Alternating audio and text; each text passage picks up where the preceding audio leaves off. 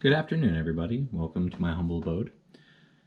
I'm going to talk about an issue that a lot of people don't seem to quite understand, and I'm really going to talk about an affirmation for this issue of why the military is never going to leave the Middle East. As a military member, I'm going to kind of give some verbiage that's going to be a little bit military oriented, such as CENTCOM, which is the area of responsibility that the military uses for the Middle East. And in doing so, I'm going to talk about the full scope of it, or the strategic vision of what the Department of Defense envisions for the future of CENTCOM. And then I'm going to break it down really on how we do that as an operation. And I'll really go over the main operations, and I'll go over them a little bit later, and then how we protect our national interests and really the future of why we're always going to have military stationed there. So to go over the strategic vision of CENTCOM, they have three big points, and you'll see that on CENTCOM.mil, is to prepare, to pursue, and to prevail. With those three, it's going to go really more in depth with the operations, but you start seeing with 18 years ago when 9/11 happened, the buildup of our forces and how we were going to pursue the Middle East, and state-run organizations, state-run terror, and really indigenous forces such as Al-Qaeda and the Taliban, which had large presence in the Middle East, and later on ISIS, and how we pursued them once we were prepared, and how we prevail against organizations such as terror organizations within the Middle East, state-run such as Iran, Iraq, Afghanistan, and Syria, and then really just the full encompassment. So for operations, you really start knowing the big three. Not as a military member myself, there's a lot more in depth, but the three big ones that anybody probably in America has heard is Operation Enduring Freedom, Freedom Sentinel, and Inherent Resolve. To start with the oldest one, Operation Enduring Freedom, was really at the start of the global war on terror, where we had 9/11 happen, and a lot of our forces started really getting their foot in the door of the military, where we had tens of thousands of members join, and then we also had tens of thousands in a shock and awe war go into Afghanistan. We started seeing our bases become larger in the Middle East, and a lot more money being funneled into this area of the world where we needed better equipment, we needed more people, we needed better intelligence, and we really were going to be fast and deliberate in our attacks with getting there and getting out. And that's what a lot of media would talk about. We're at higher echelon of the DoD would talk about how there was always going to be forces stationed later on to better prepare ourselves for not the fight now, but the fights later.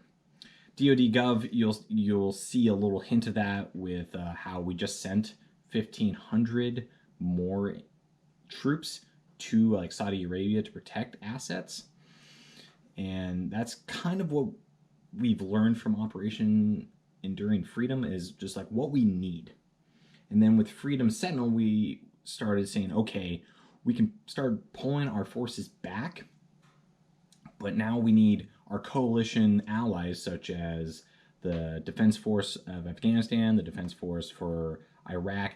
We need to train them to be prepared to fight if these individuals come back, such as Al-Qaeda, ISIS, and the Taliban. And you start seeing that a little bit now with the Taliban more resurging in Afghanistan, and how the Afghanis are able to better protect themselves because of what we learned in Enduring Freedom and teaching them in Operations Freedom Sentinel.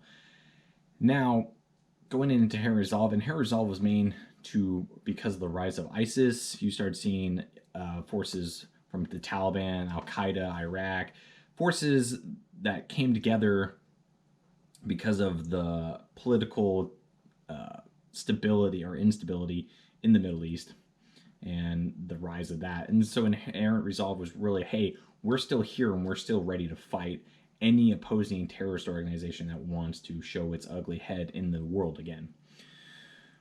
But we started seeing the drawback of our military. Why did we see that? Is because the things we learned in these 3 operations was, hey, we now know what is actually needed in terms of force. We don't need tens of thousands of people to fight a ground war when we know we can be strategic because we have intelligence gathering in the Middle East that's better prepared, better organized, that can give us better dimensions of what we need in a multilateral fight. And then we started sending our special operations who had been there, learned, and you'll see with the intercept.com just it talks about how we have about 4,000 special operations troops deployed into the Middle East, which is the largest. And I would say we have a lot more that we don't hear about because that's kind of the scope of things. They're fighting an invisible war so that we don't have to send these ground troops, that we don't have to have boots on ground as much as we did in the earlier days of our war 18 years ago. We have better prepared ourselves with strategic launches of missiles, with special operations who've trained there, who've learned, wrote really the operating procedures of, hey, this is how you deal with the force like this. And then it goes down to, now that we've limited ourselves, we've better controlled our military to better run in the Middle East. Now we're really starting to protect our national interest in a more responsible manner. Like when I was talking about how we just put 1,500 forces in Saudi Arabia, we knew how much forces was needed to better protect the energy sources that Saudi Arabia provides to the world. And we knew exactly, okay, we can send this many people because we know this is what we need. With pulling back from Syria, we understand that, hey, this section of Syria is being protected by the Kurds and the Turks, even though people will talk about the conflicts about that, but I don't really go into that. And we started seeing our pullback from Iraq and Afghanistan and just leaving enough forces that are necessary to protect our bases, to protect our people, to protect our interests within that country. And we've really developed our standard operating procedures for the Middle East. And in doing so, we've figured that we have to have these quick reaction forces. We have to be quick, deliberate, and provide the best defense for our nation. And then we start to realize we're never going to be leaving, but we know what is needed. So I thank you all for hearing my speech. I hope you all have a wonderful day. Thank you.